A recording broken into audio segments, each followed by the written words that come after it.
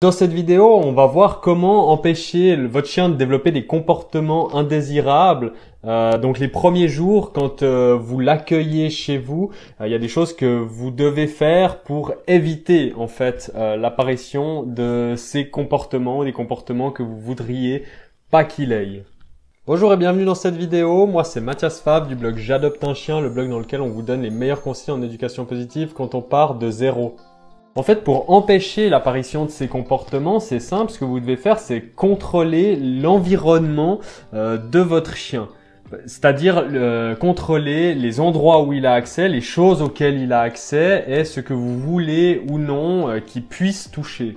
Parce que c'est vite vu, si votre chien ne peut pas aller vers vos chaussures, il n'y a pas de risque qu'il les ronge.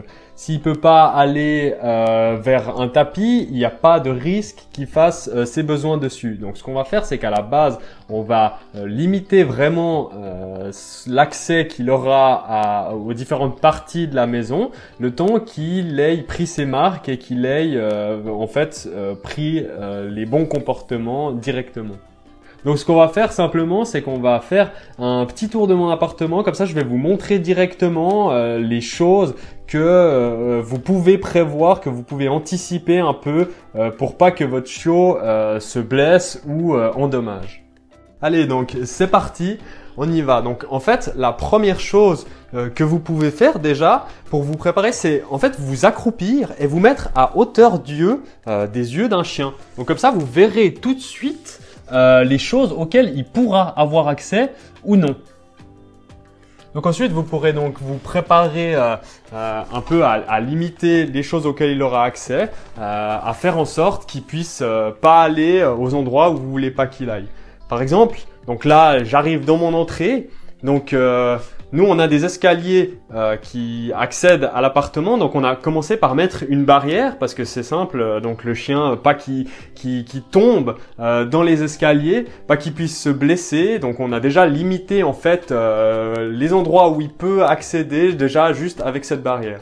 Ensuite, donc on est toujours dans l'entrée, donc là on a les chaussures. Donc les chaussures, bah voilà, il y a les lacets, il y a les chaussures en soie qui sont un peu comme un jouet qui pourra mâchouiller. Donc là, on va aussi faire attention de pas les laisser traîner, donc les mettre soit dans une autre pièce où il n'aura pas accès, soit les ranger dans un meuble pour pas en fait qu'il puisse aller les mâchouiller. Parce que c'est vite vu, donc s'il peut pas les mâchouiller, il va pas les mâchouiller. Et petit à petit, vous pourrez une fois qu'il aura pris ses marques et vous lui aurez donné des jouets que ceci pourra mâchouiller. D'ailleurs, je vous invite à aller voir, on a fait une vidéo dans ce défi où on parlait justement des jouets, de comment faire comprendre au chien que c'est les jouets qu'il doit manger. Donc là, ça va être l'inverse. Donc on va commencer par lui apprendre à mâchouiller ses jouets. Et quand il aura ses jouets qui mâchouillera, on pourra peut-être tenter de ressortir les chaussures. Et là, il devrait pas y toucher parce ça lui sera jamais venu à l'esprit jusque-là. Donc c'est vraiment dans cette idée-là. Au début, on va vraiment limiter son accès pour pas qu'il développe les comportements indésirables. Et au fil du temps, on va réinstaurer un peu toutes ces choses et il devrait pas développer donc de comportements indésirables. Après, si au moment où on va remettre les chaussures, on voit qu'il a tendance à aller vers les chaussures justement, qu'il est intrigué et tout, là à ce moment-là, on va de nouveau les ranger et on réessayera plus tard. Et c'est vraiment comme ça, vous réinstaurez petit à petit une chose d'un côté ou de l'autre de votre appartement et vous regardez s'il s'y intéresse ou pas. Après, c'est possible qu'il s'y intéresse pas au début, que tout d'un coup il y aille, mais après c'est vous qui devrez un peu jauger pour justement faire en sorte que tout se passe bien tout le temps. Donc si on continue, voilà, là on a par exemple un séchoir, donc on a le câble en fait du séchoir qui est branché là, donc on voit qu'il a accès à ce câble et il pourrait être amené à le ronger. Donc là c'est un peu délicat, faudra peut-être l'enlever, peut-être faire passer le câble dans un passe-câble pour qu'il n'y ait pas accès en fait, tout simplement. À côté, on a, ça c'est l'arbre de notre chat, l'arbre d'Igor. Donc là, on voit, il y a un peu cette doudoune dessus qui pourrait être amenée à vouloir mettre dans sa bouche, à vouloir mâchouiller. Ensuite, donc là, on a le canapé, donc canapé qui pourra ronger, sur lequel il pourrait être amené à faire ses besoins tant qu'il n'aura pas appris la propreté. Pareil avec le tapis juste à côté, où on va peut-être ôter le tapis les premiers jours pour pas qu'il fasse ses besoins dessus. Nous, on s'est retrouvé surpris, c'est que notre tapis a fait les frais des dents de Günther, donc il a réussi à faire un trou dedans. Donc voilà, peut-être avoir ça en tête, faire attention au tapis. Ensuite, donc là-dessous, on aura vu quand on se sera accroupi, donc il y a tous les câbles donc de la télé et de ce genre de choses. Donc là, il faudra peut-être aussi faire en sorte qu'il n'y ait pas accès. Ensuite, on continue un peu notre marche. Donc là, on arrive de nouveau une lampe à pied avec donc le câble d'alimentation. Là, on a tous des livres, une imprimante, ce genre de choses. Donc tout ça qu'il faudra vraiment essayer de limiter l'accès. Là, on voit qu'il y a beaucoup de choses, donc ça sera peut-être intéressant de vraiment l'empêcher de venir là plus que de déplacer tout le meuble. Ensuite, on a la salle de bain, les toilettes avec de nouveau des tapis, des corbeilles, ce genre de trucs qui peuvent faire office de jouets à mâchouiller. Donc, il faudra de nouveau faire attention.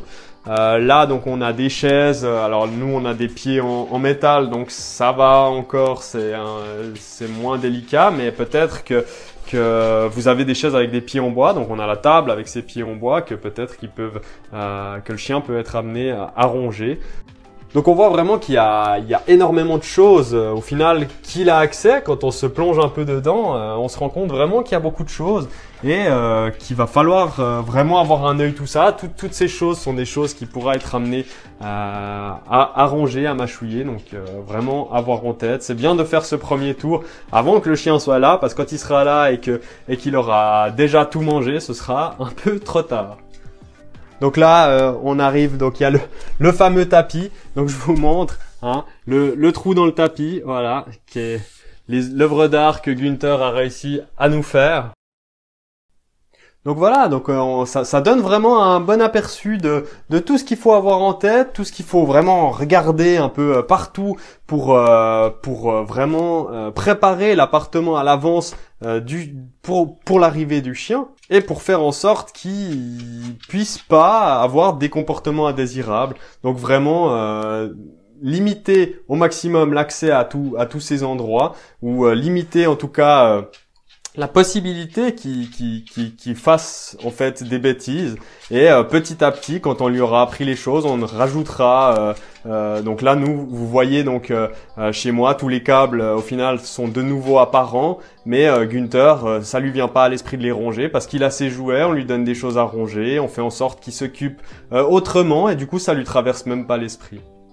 Voilà, j'espère que ça vous a permis de vraiment bien comprendre comment préparer son appartement à l'arrivée de son chien, comment empêcher en fait les comportements indésirables d'apparaître. Donc prenez vraiment le temps juste de faire ça prend pas long et ça peut sauver pas mal de vos meubles. Je vous remercie de votre attention et sur ce, à vos friandises, travaillez bien et à demain dans une prochaine vidéo. Allez, salut!